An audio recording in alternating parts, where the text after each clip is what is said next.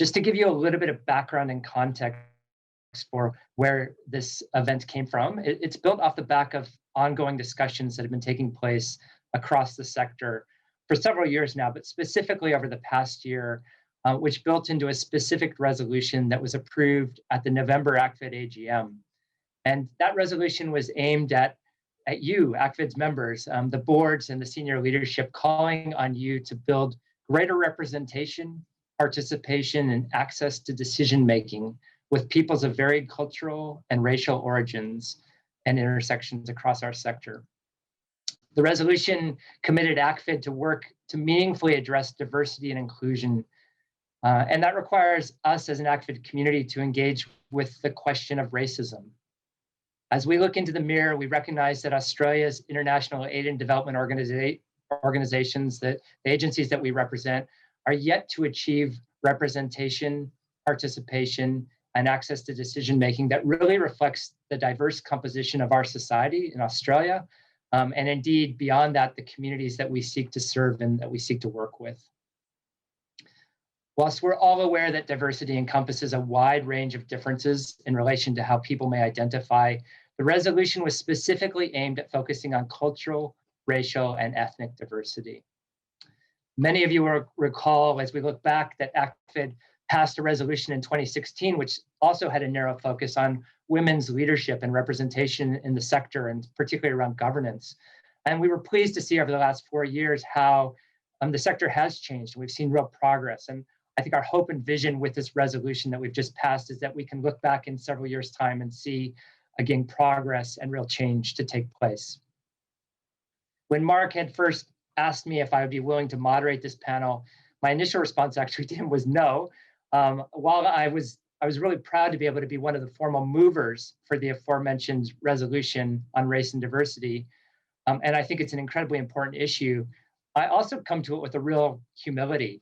I'm recognizing that I live and work in a cultural context, both for society at large and our sector as a whole, which has historic blind spots and structural racism, which shapes us in ways that we can struggle to see.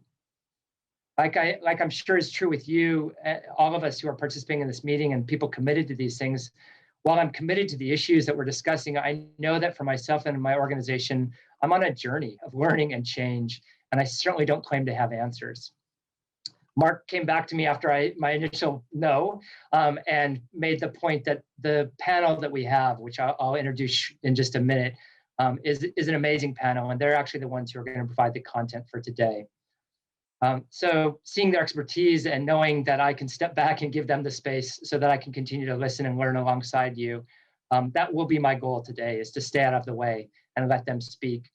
As Ray said, we have the chat box open for questions, and while the flow of the panel is going to be allow them to speak, to have a little bit of interaction among the panel, and then to open up to questions, please do share your questions at any point along the way, and as soon as possible, we will build them into the process. It's important to recognize that this panel, the goal of this panel is to initiate a conversation within the sector, not to provide answers. We will talk more about at the end how you can be part of the community of practice that Ray mentioned, and hopefully we do work towards answers, but today it's really to start that discussion. And our hope is that as all of us engage with this issue, that and we look at the way forward, that we will consider afresh how the diversity of our sector can tackle these issues. We recognize that we have small members, large members, faith-based members, members who just work in one country, members who just work on one sector. We have a very diverse sector, but the issue is relevant to all of us. And I think the way that each of us approaches it will probably be different, but we have, I think, a shared vision for what we're trying to achieve as we start. I also want to recognize at the outset that our discussions may go into some very challenging and some very personal topics and areas. And so I ask all of us to approach this with sensitivity, respect, and grace as we listen, as we share, and as we learn together. So with those opening remarks, let me hold true to my desire to get out of the way and hand over to our first speaker. I will introduce the four panelists as we go. I'm going to start with Tim Soot Pamasan, who is a political theorist and a human rights advocate. He's currently the Director of Culture Strategy and a Professor of Practice in Sociology and Political Theory at the University of Sydney. From 2013 to 2018, he was Australia's Race and Discrimination Commissioner, and during that time, he twice led the successful defense of federal racial discrimination laws against repeal or amendment. His thinking on multiculturalism, national identity, and patriotism has been influential in shaping the debates in Australia and also in Britain. We're really pleased to have him with us today. So let me hand over to you, Tim. Thank you. Thanks very much, Matthew, and great to join ACFID members today for this discussion. And it's so important that you're having this open conversation about race and diversity, because I think the first step towards making progress on these issues is to be able to have the confidence and comfort to talk about race, a topic that we often avoid talking about because it creates so much discomfort for many in our society. A bit of a reflection on where we're at as a society. Obviously, we hear a lot from our political leaders in particular about Australia being the most successful multicultural society in the world. And I, for one, am a product of multicultural Australia, and I'd be the first to declare my pride in Australian multiculturalism. And I, for one, believe it is a success. But that doesn't mean for a moment that we can't do better. That doesn't for a moment mean that there are problems we've got to tackle. And I think that's where we're at. We've got this enduring paradox of our multiculturalism, where we do have historical success in how we've dealt with waves of migration and given people opportunity. But we also have a really fundamental challenge in ensuring that our institutions, whether that's in civil society or in business or in our universities, in our media, in our government, in our politics, reflects who we are as a country. One issue we've got is we don't actually know what we look like precisely in terms of our ethnic or cultural composition. So strangely, for a multicultural success story, Australia does not collect comprehensive statistics or data on its ethnic or cultural composition. We can say, for example, that we know 28% or close to 30% of people were born in a country overseas. We know that another 20% has a parent who was born overseas. We know that 1 in 5 people in the country speak a language other than English at home. And we have some statistics on how people describe their ancestry as well. But none of those things really gives us a good comprehensive picture of what ethnic or cultural diversity look like. Which is why when I was at the Human Rights Commission, one of the things we did was try to gather some data and make an estimate about this. And we estimated back in 2018 that we can say that close to a quarter of the Australian population has either an Indigenous or non-European background, that close to 20% would have a European non-Anglo-Celtic background, that about 58% of people would have an Anglo-Celtic background, which is to say that they have backgrounds which are English, Irish, Scottish, or Welsh, or a combination thereof, and about 3% have Indigenous backgrounds. Now, that's a guess or an estimate, and then probably overstates diversity to some degree. But if you were to look at our cities, particularly Melbourne and Sydney, you would find perhaps even greater degrees of diversity in the population there. But if you look at our institutions, whether it's our political leaders, whether it's the public service and who leads our government departments and agencies, whether it's our universities, and that's the world I come from, and who leads our universities there, whether it's our media, whether it's civil society and our NGOs, or whether it's business and our ASX 200 listed companies, you simply don't see that diversity being represented in anything near proportionate terms. So we did a study where we looked at 2,000 or so leaders from business, politics, government, and higher education. And we found that about 95% of the leaders that we looked at have an Anglo-Celtic or European background. So only 5% of leaders, senior leaders, CEOs and group executives and equivalents have a non-European cultural background, which is a very striking underrepresentation when we know, for example, there's no issue with the underperformance of the children of migrants in our society, if you look at who the top performers in high schools or universities are. That speaks of some of the structural problems and underrepresentation we have, which Matthew touched on in his introduction. There is a certain default or normal image of what leadership looks like in our society, and it frankly does not look multicultural at all. And we've got to be open in asking why this is the case. Why, for example, aren't we seeing more diversity when the White Australia policy ended about 5 decades ago? Why aren't we seeing more when we know our peer English-speaking democracies with whom we frequently compare ourselves seem not to have the same problem? You look at Joe Biden's cabinet, for example. You look at the cabinet in Canada led by Justin Trudeau. You look at our colleagues in the UK, where two of the 4 great offices of state are occupied by politicians who come from South Asian cultural backgrounds. You look at New Zealand. They're countries that don't seem to struggle with representation in the same way that we do. One reason I think we struggle with it is because we think racism looks a certain way. We think of racism as involving either physical assault or threats, something that is spewed and venomous that we see on buses or trains or trams, something that is done by ill-educated or unruly people, when in fact racism comes in many forms, and sometimes it has perfectly middle-class sensibilities and respectability accompanying it. And I think that's one reason why we are seeing the patterns of representation we see in our institutions. It's because racism comes in subtle and more insidious forms. And unless you're able to identify what it is and speak the right language in calling it out, then you're not going to make progress. And I think the language we need to adopt here is one that moves us away from thinking only about doctrinal belief in racial superiority. We often think of racists or racism as being concerned only with people who are card-carrying members of the Ku Klux Klan and who walk around in white hoods, or perhaps with tiki torches, as the case may be these days. But it is as much about the impact as it is about the intention. And it is as much about power as it is about a belief about racial hierarchy. That's some of the cultural shift that we need to make on this issue. One other thing to add very quickly is that diversity has got to include more than just gender.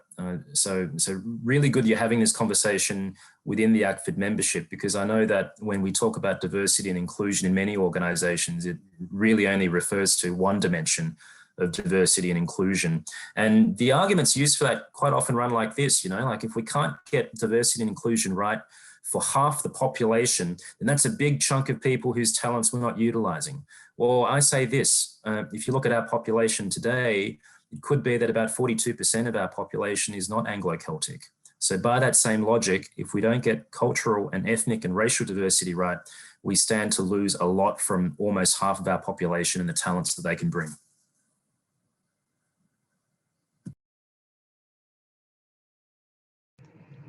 Great, thank you, Tim. Some really good introductory remarks and things that we will be grappling with more as we go. Our next speaker is Eileen Qua, who manages international programs in food security at Quaker Service Australia. She's also a board nominations community advisor at Oxfam Australia and a committee member of the Australian Western Sahara Association. And Eileen has studied in social sciences, development, and political economics. While she's worked with various agencies from local community groups to INGOs, she's also been involved at the regional level with UNDP offices in Latin America and the Caribbean and Southeast Asia. Eileen brings policy and programs experience in economic development, food security, education, gender, and evaluation. And with those introductions, I hand over to Eileen to share with us on this topic. Thank you, Matthew. Tim, can you hear me all right? Right. So I think as we've acknowledged, I would like to acknowledge that I'm coming to you from Gadigal land of the Eora Nation, and I would like to pay my respects as due to our First Nations people, past, present, and emerging. Now, as I think we've acknowledged, a lot of us don't feel so comfortable in discussing this topic. Thank you everyone who's here for being brave and curious. And it's probably worth keeping in mind that it's not an easy conversation for people like me either. It can be quite terrifying, and also perhaps like some of you, I'm still learning how to navigate this topic and these conversations. And I will probably also make mistakes. So I hope that you can make room for that. So for those of you who are lucky enough not to be so familiar with racism, I wonder if it feels like maybe men have done when, before understanding why women might feel angry about the status quo. Without experience or understanding, it's easy to think that it's important or it's uncomfortable enough to avoid, as questions of power and privilege often are. Perhaps in the first instance, it's a privilege to be able to choose whether to engage with the topic, because for those who are less lucky, it's an everyday matter around which there's little choice but to become overly familiar with. It shapes our life experiences very profoundly.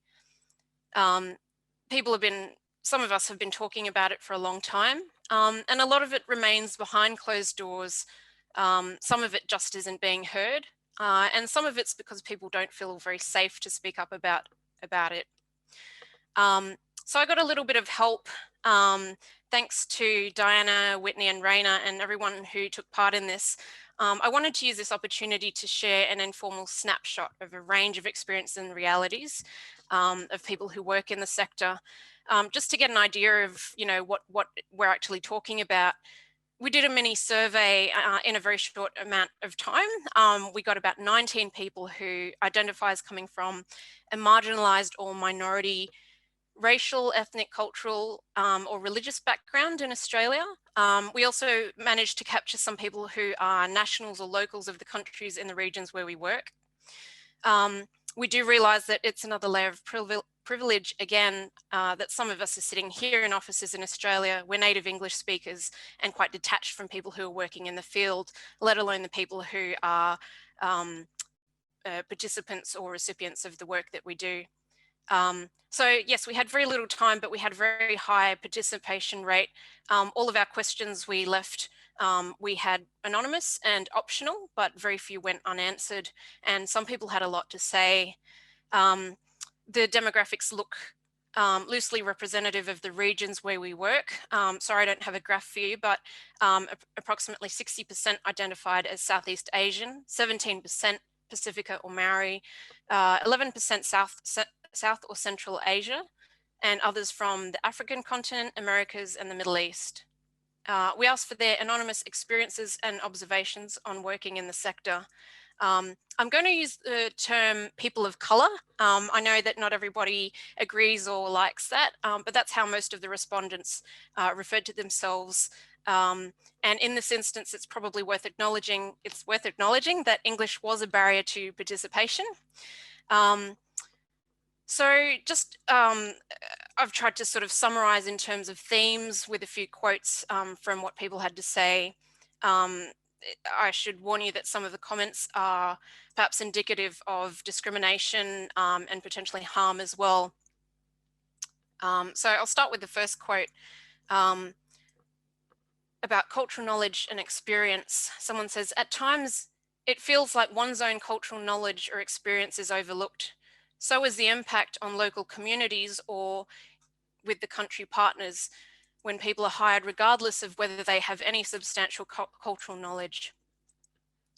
Somebody, the next person says, I was smirked at by a Caucasian HR person in an interview once when I said that growing up in Australia with a culturally and linguistically diverse background meant that I had experience understanding and communicating in a cross-cultural environment. Apparently that wasn't a valid response. On the other hand, I have been complimented by program managers and partners who have said that they feel more comfortable and can understand and relate better because of my background. There were many comments about people of colour as seen as subordinates. One quote says, people of colour in an office are sometimes treated as workers instead of smart collaborators with strategic vision. I guess the big thing is that you are overlooked for promotions. I found that I adjusted my behaviors to blend in. Another person said, you will find the most of the people of color at the doing level. This exacerbates the issues of inequality within the sector. There were several mentions about intersections with gender and how that also impacts in addition to race and ethnic background. There was a good mention about class and socioeconomic privilege. Someone said that the sector struggles with its colonial history, elitism, and white privilege. Many of the staff in the sector come from wealthy backgrounds, from two-parent households, having been to the best private schools and universities. They've also had financial support to be able to start off in the sector as volunteers or interns through personal networks and connections, allowing them to build the experience they need to move up in the organisation. There are very few opportunities for those from marginalised or minority backgrounds to enter the sector. This is followed by other comments about opportunities for growth or promotion being limited and having to prove yourself more than others. Another comment says, at some point, you start to notice that you get less airtime amongst senior ranks. You are passed off as less capable or authoritative, questioned or second guessed more frequently than others. You realize that some of it is because you're female, but then even amongst women, you realize that you're at the bottom of that pile too, regardless of your capability and experience. You can tell that a lot of people just don't realize the privilege in their thoughts, feelings, and actions. They might all seem like small things, but they add up to a lot. I feel like I've had to adjust my expectations about where I can get in my career. Another person said, I found my hope and resilience from transitioning out of the traditional NGO sector. There were a few mentions about explicit discrimination. One comment says, at one NGO, I learned I was being paid a lot less than everybody else in the same role in the same office. We were all Australian and working in Australia. I completely assumed it was an oversight because the difference was huge. When I raised the matter, I was given a justification that made no sense. I pursued the matter and was told my contract was ending. I spent forever trying to work out what happened, but the only possible reason for my treatment could have been my background. It's as if they put a price on me to say how much less I was worth. Another person says, I'm lucky enough to be in a leadership position, but there are partners and some direct reports who don't like taking direction or feedback from a woman of colour. There are other mentions of marginalisation, feeling excluded or silenced or undermined, being called names or given comments saying, oh, you speak English well. Comments about people's physical anatomy and how it must be different because of their race. There were some local versus expat sorts of comments about differences. There being no room to grow for local staff, job, salary, and promotion prospects being bleak, and not just a difference in pay, but salary gaps of at least 3- or 4-fold and up to 10-fold for some positions. There were several comments about good intentions and efforts. I think this was sort of like a bit of an overtone, but it came with a clause. So in most of the cases, the comments were followed by, if there weren't people with experience involved, that sometimes it was a superficial or bad outcome as a result. Someone mentioned a Culture 101 session hosted by someone who was not of that culture. It felt like, quoting, it felt like they were misrepresenting and negatively stereotyping me and my people. Somehow this person was accepted as more legitimate than all the other locals. The limiting narratives and limited opportunities are exactly the opposite of capacity building and empowerment. Another quote says, the discussions on diversity are like they are talking to me about me. Of course, if I'm too frank about this, it would be unsafe for my employment. So there's no space for us to actually discuss problems or how things need to change. Someone says, ethnic diversity is not taken seriously at my organization.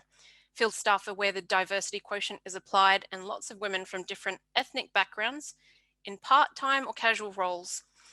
I believe NGO organisations want to do better. Unfortunately, if you don't have the right colour, you won't be in a decision-making role anytime soon. One more comment. Someone said, I realise that even in this sector, some people don't see me, they just see my race, and that is really dehumanising. So I'm going to stop there.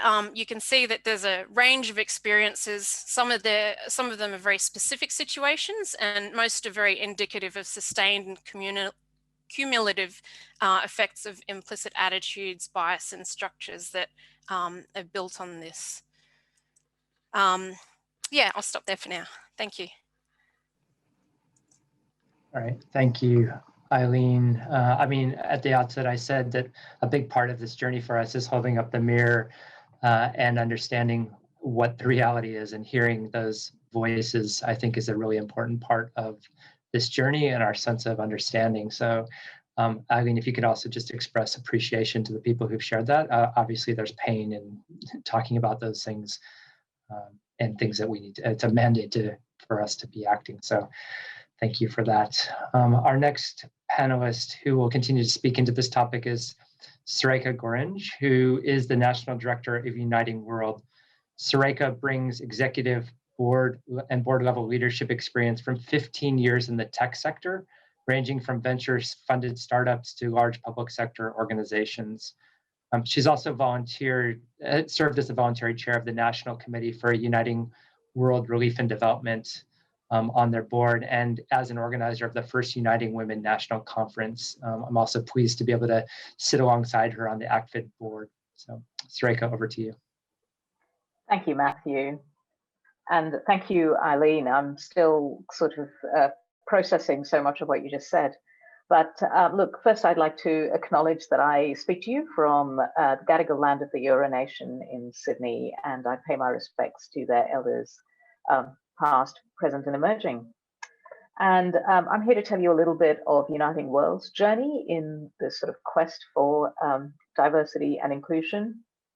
And I guess just as a bit of a background, Uniting World, we have always been a partnership organization. So we don't do any direct implementation. We work entirely with local partners who are independent and autonomous of us. They sort of predate us and outlive us. And they have grassroots community networks. So a lot of our diversity work has actually recently been reflecting on our own organization as well. And because our partners are in some senses have a strong overlap with the community that our programs serve. What I wanted to tell you about was our sort of journey at the board level about diversity. So our first attempt at sort of creating more racial, ethnic diversity was around 10 years ago. And we sought out and placed members from the diaspora communities of our partner countries on our board. But on reflection, it wasn't necessarily wildly successful in terms of producing meaningful participation. I don't think we got the mix of skill and culture and diversity right. And so we're actually in a sort of a second round of working through this, because our key learning was that for diversity to work, the culture and the processes that we use in decision-making and discussion have to change. And that traditional Western ways of debating, which favors sort of rapid articulation and a willingness to confront people and to disagree with people in public, are not actually culturally compatible with the kinds of people we wanted on our board. So we've started a second journey. 2 years ago, we appointed a member from one of our partner countries onto one of the board subcommittees to start influencing our program strategy work. And at the moment, we are working through a recruitment process, as well as having recently adopted a diversity and inclusion policy that explicitly commits us to diversity within our own operations and our way of doing things. So we're organizing training for our board to deal with that whole culture and the deconstructing the way we do things, to acknowledge some of our, I guess, inbuilt assumptions and learn how to do things differently as part of being welcoming for board members from diverse cultural backgrounds. We're also working towards, we're hoping to have our constitution changed to actually have one board seat, possibly two, actually set aside for being filled by somebody from one of the regions that we work in who can bring a regional perspective to the board. And that board seat is sort of bespoke to be filled by that person. We're also working, because Uniting World, by the way, is an agency of the Uniting Church in Australia, which actually is working on an action plan about getting better Indigenous Australian participation in the staff and boards of our agencies. And so part of our current recruitment is also not just looking at the places where we work and partner overseas, but getting Indigenous staff and the board members from Australia on our leadership. So at the moment, our board chair, who is, I believe, in the audience, is working with the nominations committee to recruit people, and we're trying to identify people from diaspora communities of our partner countries in Australia, Indigenous folk, and people with regional expertise from the regions. So I guess that's where we are. We're very early in this journey. We haven't solved anything, but we feel like we've learned something and we're doing something. So that's me, Matthew. Thank you, Sireika. I think for many of us, trying to figure out what the next steps are, what practical can look like, that's a really helpful example of how Uniting World's been working on this and where you are with the journey. Our last panelist who will be sharing with us is Michelle Higuain, who is the Executive Director of ActionAid Australia and also sits on the ACFID board. Michelle has more than 2 decades of experience working to advance women's rights in Australia and internationally, including as the former Deputy General Secretary of one of the largest women's rights movements globally, the World YWCA. Michelle has served on global advisory groups to the United Nations Population Fund and the World Food Programme, and convened the NGO Working Group on Peace at the United Nations in Geneva. For the past 7 years, she has worked at ActionAid, driving gender transformative development and humanitarian programming. Michelle, I look forward to hearing from you. Thanks, Matthew, and hello, everyone. I also acknowledge that I'm on Gadigal land and pay my respects to elders past, present, and emerging. So I'm going to take a bit of a different shift and look at what's happening globally, and particularly sharing a new initiative that ActionAid and a number of other international NGOs are involved in. But I guess to start off with, I want to take us back to May 25th last year, when George Floyd was killed at the hands of police brutality. And it ignited a movement and a groundswell of momentum exposing racism in all areas of society, from police and judiciary systems to workplaces, media, and other institutions, which quickly spread from the US to other countries, as we all observed. And just as Me Too brought sexism to the fore, Black Lives Matter unearthed racism everywhere, including in our sector. And over the past year, we've seen USAID, DFID, and MSF all face public allegations of systemic racism from staff inside their organisations. And so while this critique is not new, and we've obviously had a chance to hear so strongly from Eileen, just the relevance of this here in Australia and the kinds of practices that do exist. As Deegan Ali spoke at the ACFID conference last year, our time of reckoning is here. And over the past year, we've seen a proliferation of critiques about the racist underpinnings of aid. And when I finish, I will share a number of YouTube clips which come from some of these Global South activists, which really bring to the fore some of the issues we're talking about. And at the heart of this critique is who sets the agenda, who defines capacity, who has authority and decision-making, and who controls the resources. The decolonisation agenda, as it's come to be known, demands us to look at the legacy of a racist colonial past on countries that are now defined as less developed or developing, without acknowledging that the wealth that has been accumulated in countries like our own is off the backs of slave labour and natural resources of these countries. or addressing the unjust economic order which continues to deepen inequality. So we are being called on to challenge an aid relationship that has created this binary of us and them, with its racist undertones, as Tim spoke about, this sort of notion of racial superiority, where we are the problem solvers and they have problems. We are modern and developed, they are traditional or underdeveloped. We have the technical expertise, they have no capacity, limited capacity, need their capacity developed. The inherent racism in our aid system has positioned us as the knowledge creators and the communities we work with as passive receivers. And that it might be a black and white, it might be a binary, but these are the underpinnings that our aid system has been built on.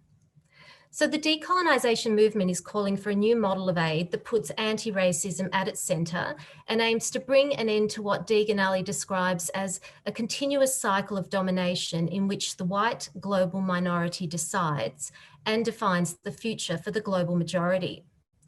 So building on this momentum, ADESO, the organisation led by Goringe, has established a Pledge for Change, which is a coalition to transform NGOs working with INGO leaders. ActionAid, CARE, Oxfam Plan and MSF, and I believe SAVE are also part of this conversation, are all at the table as part of this coalition. Both Peter Walton from CARE and myself are part of the global working group on behalf of our federations. And this initiative is aiming to reimagine the role of INGOs in the global aid system. It's bringing INGO leaders together for very honest and frank conversations about our organisation's role in maintaining neo-colonial structures. And it's also discussing ways that we can make steps towards decolonisation and anti-racism. And through this, we're all aiming to model leadership in the sector with a global pledge for large-scale systemic change to improve outcomes for the communities we work with. And the goal is that we're hoping to launch this at the Centre for Humanitarian Leadership's conference in April this year. So some of the examples of the commitments being discussed through this global pledge are things around the way we communicate about the people we work with. So ceasing poverty porn, using strengths-based fundraising. And I think the ACFID code has some really important steps that we've all committed towards this. It's also about how we stop and reduce direct implementation to allow full partnership with local organisations, and how we can provide greater core and unrestricted funding to local partners. And the impetus for, I guess, really targeting the leadership of INGOs is that despite these calls through the Grand Bargain, where donors and large aid organisations committed to send 25% of all humanitarian funding to local and national organisations by 2020, we've actually seen direct funding to local groups go backwards from 3.5% in 2016 to 2.1% in 2020. So fundamentally, we are not taking enough concrete action or being accountable to shifting resources and power in favour of the global south. And I guess I would just say from a personal level, I think this journey is sometimes confronting. In ActionAid, the process to decolonise began in 2003, and it continues to be a work in progress. Happy to talk more about this, including some of the steps that we've taken to ensure diversity in our board and our leadership, and also to shift power within our own federation. But I think for all of us, it's an opportunity to reimagine ourselves and to stand for the issues we believe in. I think the Pledge for Change encourages us to take some courageous action, and also to have honest and vulnerable leadership, as well as mutual accountability. Thank you.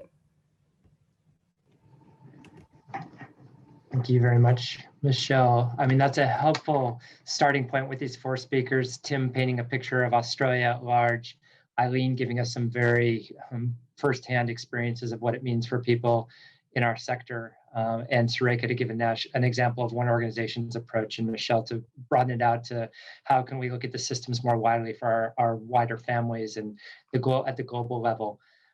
I will be opening it up to questions really at this point as people want to contribute them. So just a reminder, if you joined late, to type them into the box or send them directly to Ray or Jocelyn, and they'll make sure that they get put through confidentially. I know Tim has to go at 2, and so I'm gonna kick off with a question to you, Tim, but I'll invite other panelists who might want to speak into it. Clearly, as we listen to those quotes from Eileen, we hear I think there's a sense of compelling urgency and pain and just the reality of the challenge that we have at hand. But I think as well as we hear these things for many boards or CEOs, the temptation or the reality might be the sense of feeling a bit overwhelmed and what do you do because the challenge is so big. So it'd be interesting to hear your perspective, especially as you look beyond our sector and your experience more widely, on some practical advice you might be able to give to CEOs of boards about next steps they might be able to take as organizations as they engage to combat structural racism in workplaces. Yeah, thanks, Matthew. One simple thing people can do is to start listening to people's experiences, and I think listening to Eileen talk about what she's picked up in her research and her exercise is powerful stuff, and that's what racism looks like. So I know there was a question in the chat about an elaboration on what I mean when I say we've got to move beyond a doctrinal belief in racial superiority. I think some of the sentiments Eileen talked about are good illustrations of that. You don't need to necessarily approach another person with malice in your heart or a belief that they're less than human or second class. But if you're approaching that person with certain stereotypes or assumptions in mind, and you're making a judgment about their ability, not based on their track record, but because of what they look like, or because of their surname, or because you have certain expectations that people who look a certain way must behave a certain way or work in a certain section, then that counts as racism. I mean, I've been asked many times, for example, when I tell people I work at the, previously it was the Australian Human Rights Commission, or I'll tell people I work at the University of Sydney these days, and very often people will ask me, without skipping a beat, so do you work in the IT section or in the finance section? And now they're not asking that question because they're motivated by any racial malice, but it is a window into the sorts of assumptions they're making about someone who looks like me and what I should be doing for work.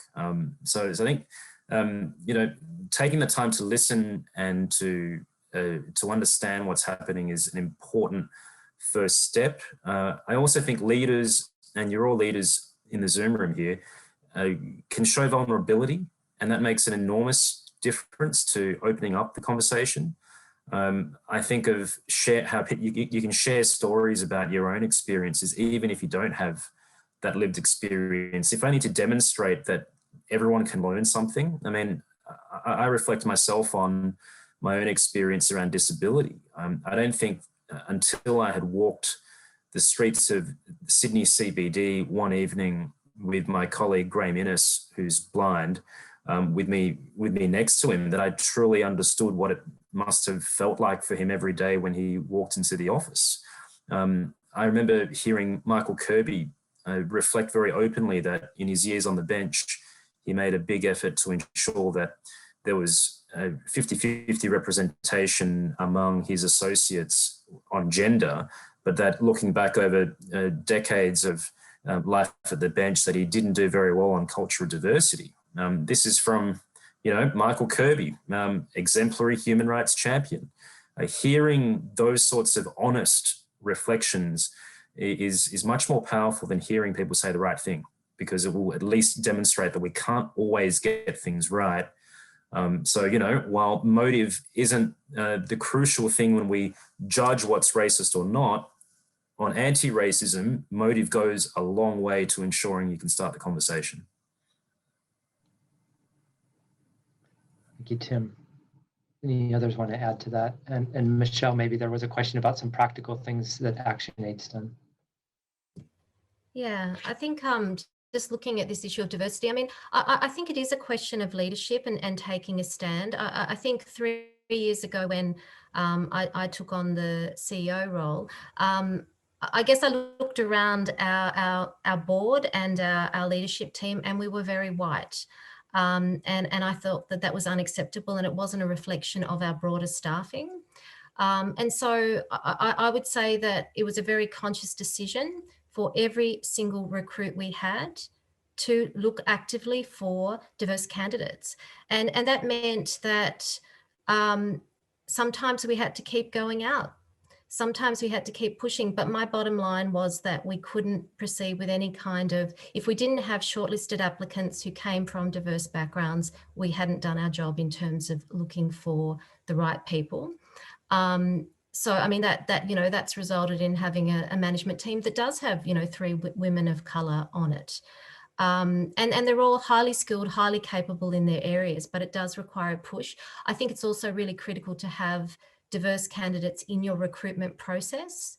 Diverse people within your recruitment panels. I think that makes a big difference about what you value about different candidates, because I think there's a lot of bias in that process. And the other thing on a board level, so our board determines how it recruits new members, but I do have a say as CEO, and I think part of what the role I've seen is to challenge, and is to say it's not good enough. And I think that when we have candidates who keep coming back that look the same, to say it's not good enough. And to use our power of veto or whatever that soft power be, to say, no, we have to look harder. Because I think there is a reality that when we look for candidates, we look within our own networks. And if our networks are limited, then we'll only come up with candidates who look just like us. So, so I think that change is possible, but it does require it to be really unrelenting. And I think also, I would sort of say that I believe we can have candidates that are highly qualified in whatever areas we're looking for, who happen to also bring diversity to the table. And we've definitely found that. I would also say we do have a board member from one of our partner organisations. That is a mandated process within the ActionAid Federation, which I think is a way that we have that perspective automatically, into our board and governance. Thanks, Michelle. There's a couple of questions about boards, which Tim, Sireika, I'll come to you in just a second. But Eileen, did you want to give some perspectives on practical next steps that agencies can start with? I think I really would echo what Tim has talked about, and also some of the things that Michelle has mentioned. I think in terms of Tim was talking about vulnerability. I think one of the big things, it's a long journey, so we sort of take small steps as we go, and to get there.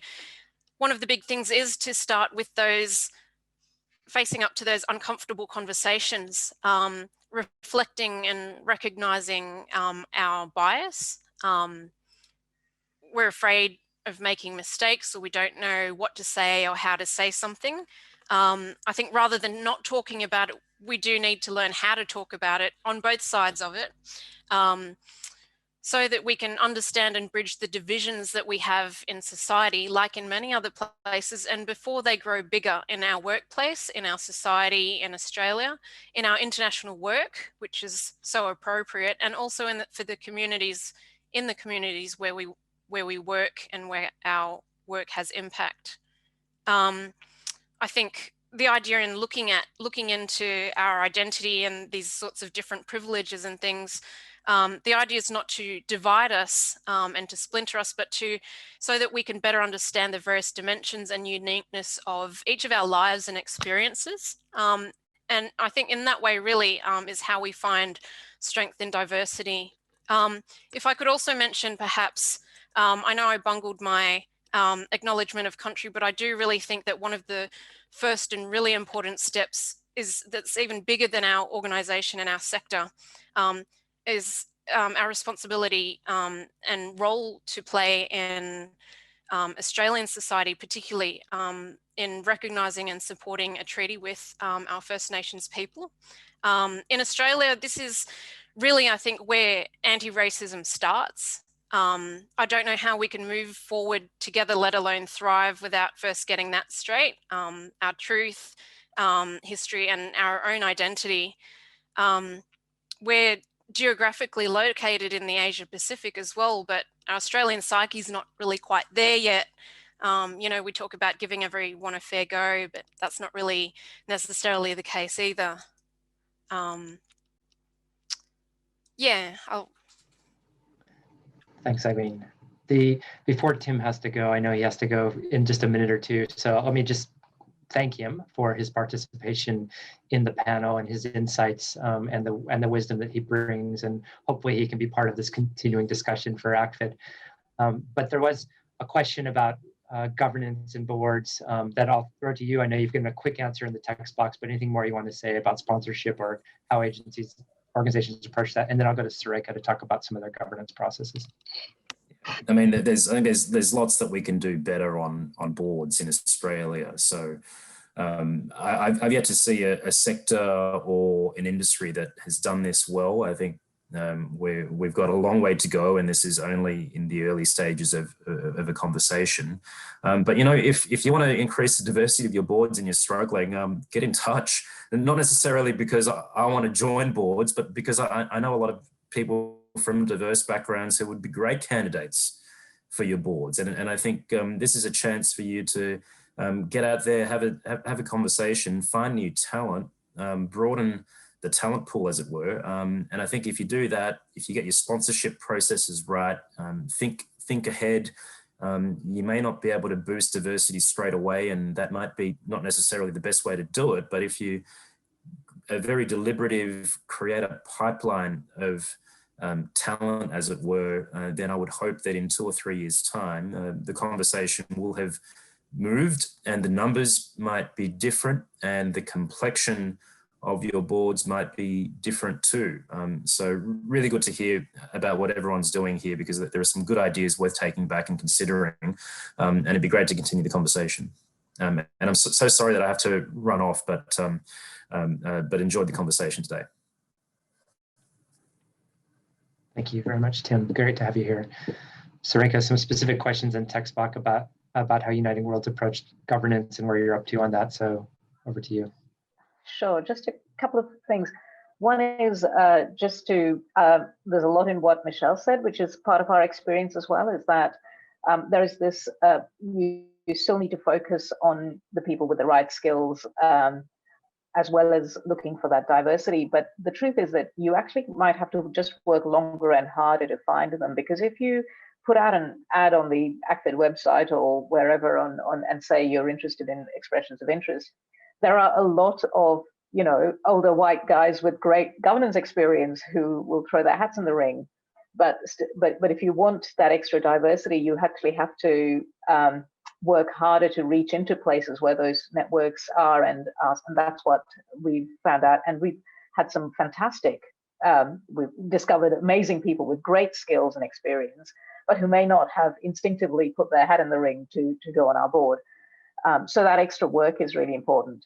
But the other part is that I think it's also realizing that getting a diversity of people around your table is only the first step in being genuinely diverse as a board in function and culture, and having that being able to tap that diversity so that it then influences what you do. And that piece is that you actually need Anglo diversity champions as well on your board, who can actually help people deconstruct some of that privilege and those cultural assumptions, to challenge people, but also to create that fertile space for that deep change. So you need that diversity of people, but you also need you need the push from both sides. And that's what we're finding, is that actually getting people on our board who may not be culturally or racially diverse, but have a passion for challenging and pushing, has been a really big help in moving culture.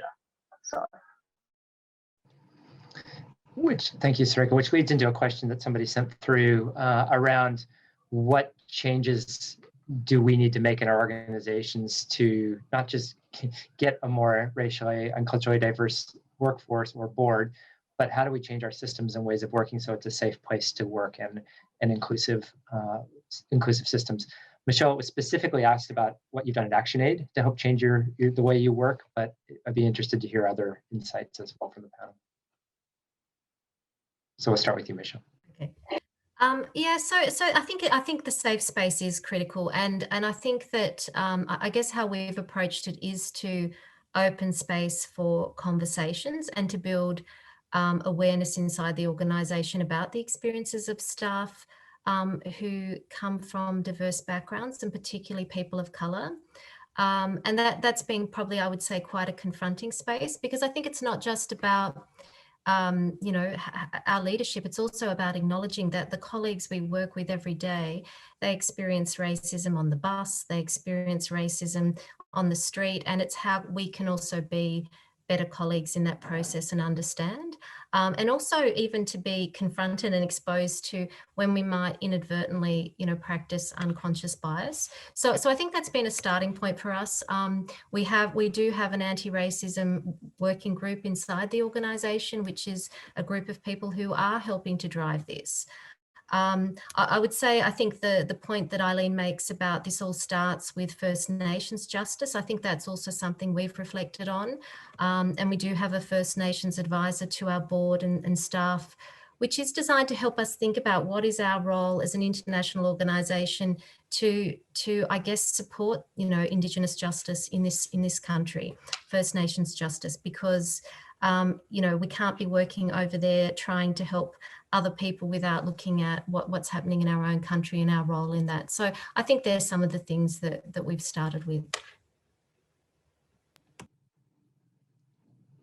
Thanks. Any other reflections from Sireika or Eileen about how you change organizations to make them safe places?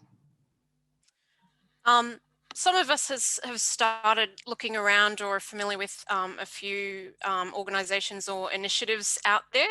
There may not be too many, but I would recommend being critical about who you look at. There are some not so convincing looking ones out there, but a few that I can think of off the top of my head. I think facilitation can be a very helpful exercise in some instances with organisations. There's one called Democracy and Colour. I think they might be Melbourne based, and there's another one called All Together Now. I think they are based in Sydney. I think ACFID may be familiar with the Diversity Council of Australia, not Diversity as Australia, but the council. Yeah, there might be other people out there who maybe, I think it can be very useful to have references if people have had experience with some of these organisations to get some feedback there. Great, thank you. I'm going to actually bring this to a close. We are going to have Raywin talk about next steps and opportunities for next steps. But before I do that, I did want to give Sireika, Michelle, Eileen, one last chance. If there's anything you didn't have a chance to say that you were hoping to make sure got conveyed. So let me start with you, Eileen. I guess something that's still sitting on the top of my mind, having had a few conversations with a few various leaderships and some people who are very good friends of mine, who, you know, I know that leaders and directors have so much responsibility and weight of carrying the whole organisation on their shoulders. They need to keep the lights on, they need to keep the bills paid and the place running. And I know that it's really just not a priority. It's considered something small, this issue that comes a fair way down the list. But I think we do, at the end of the day, really need to come back and think about, well, what are we keeping the lights on for in the first place? Is it really possible that we can fight inequality by perpetuating it? It's something that goes very deep into what our organisations and the sector exists for in the first place. Thank you, Sireika. I think for me, it's about placing this question about racial and cultural diversity in the context of the fact that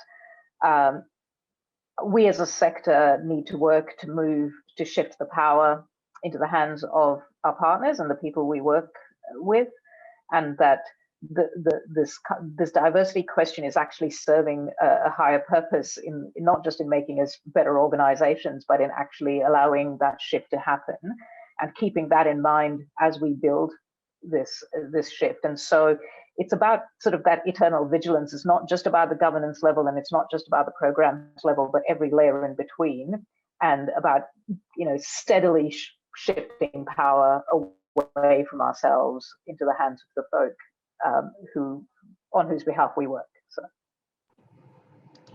Thanks, Sireika. Michelle.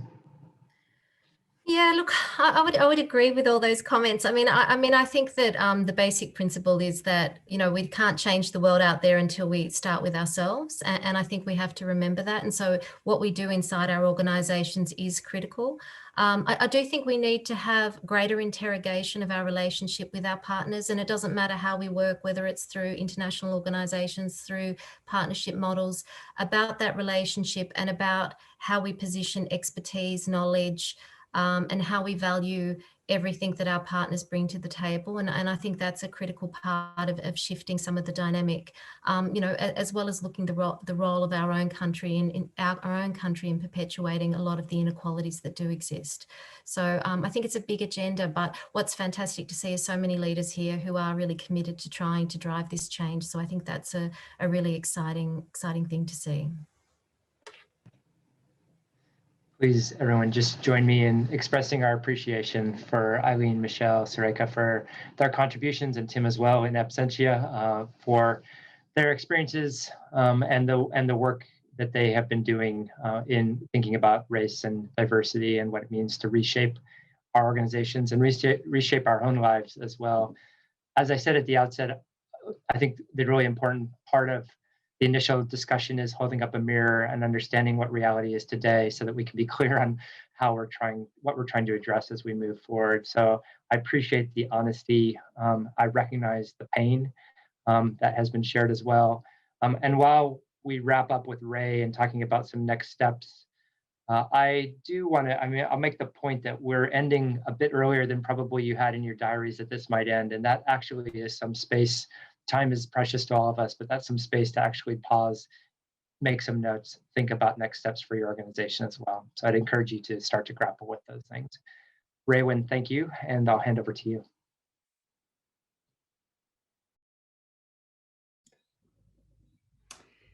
Fantastic.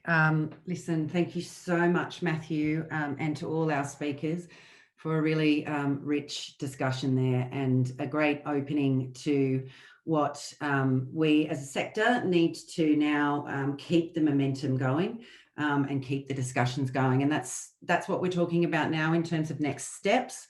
ACFID would like to establish a community of practice based on diversity and inclusion in order to keep the momentum going.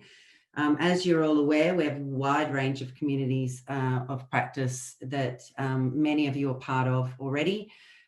They do sit in various states at different times. Some are dormant, some are more active, and that is absolutely fine.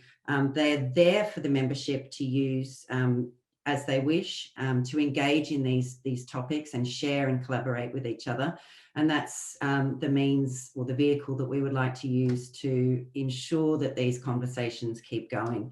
It will also enable us to share resources and various bits of information with each other as we go.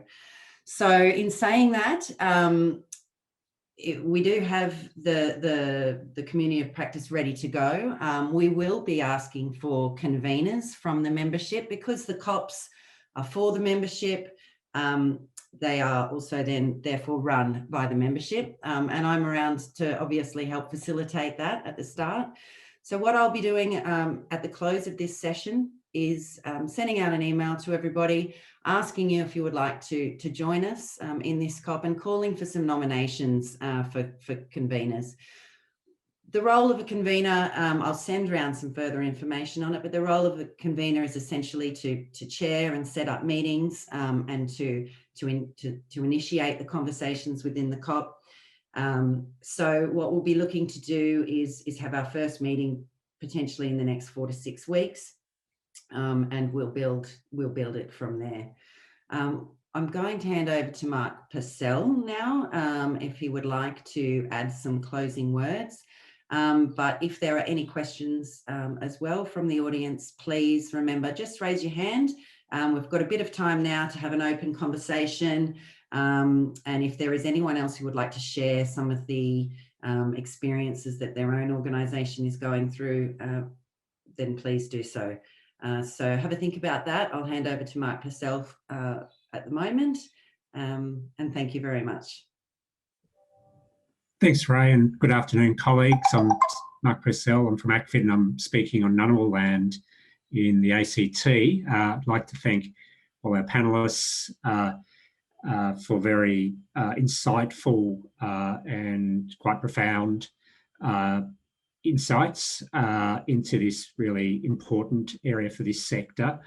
I'm optimistic that this sector can change because I've seen the change around gender diversity and leadership that has been achieved over the past decade, where we reached gender parity in leadership of CEOs in over a space of 6 or 7 years. But that was through very sort of active encouragement and monitoring, and obviously communicating with boards.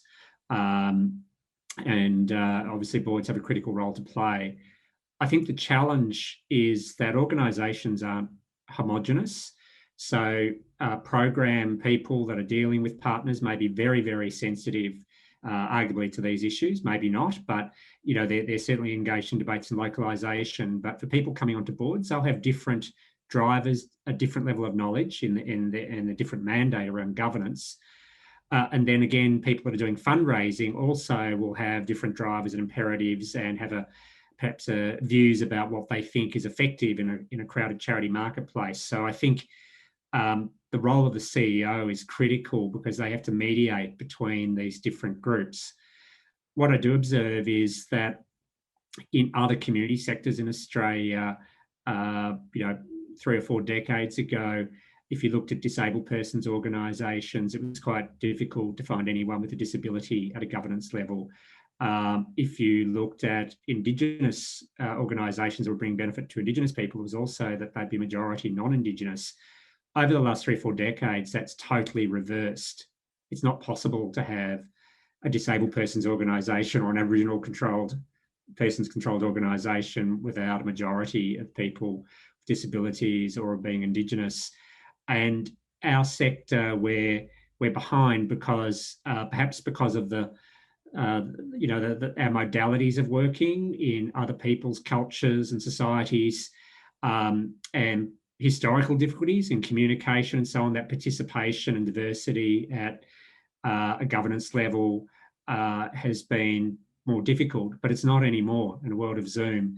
And the reason I'm sort of stressing the boards, and that's not obviously diversity and tackling racism goes at all levels of organisation, but I think unless boards are up for this journey and governance at a governance level, it makes it much more difficult for a CEO because there's many different requirements and needs that CEOs are trying to meet across the organisation. So I think talking and having that dialogue at a governance level will help CEOs then bring larger changes, and working with other people in the staff to help the organisations become more diverse. So the community of practice won't solve everything, but it's certainly a mechanism to carry dialogue forward by members and to share good practice and to go into more depth in some of these areas. So it's open to all. It won't be the only time and only space that we have to discuss the issues of diversity or tackling racism, but it will certainly inform what we do next once that community practice meets, starts storming and then starts norming. We'll be looking to you, our members within that group, to provide leadership and help shape what the council of members do in this space together. And I'm very positive and hopeful that we can do much, much better, and we will be achieving a lot more change in the coming years. Thank you.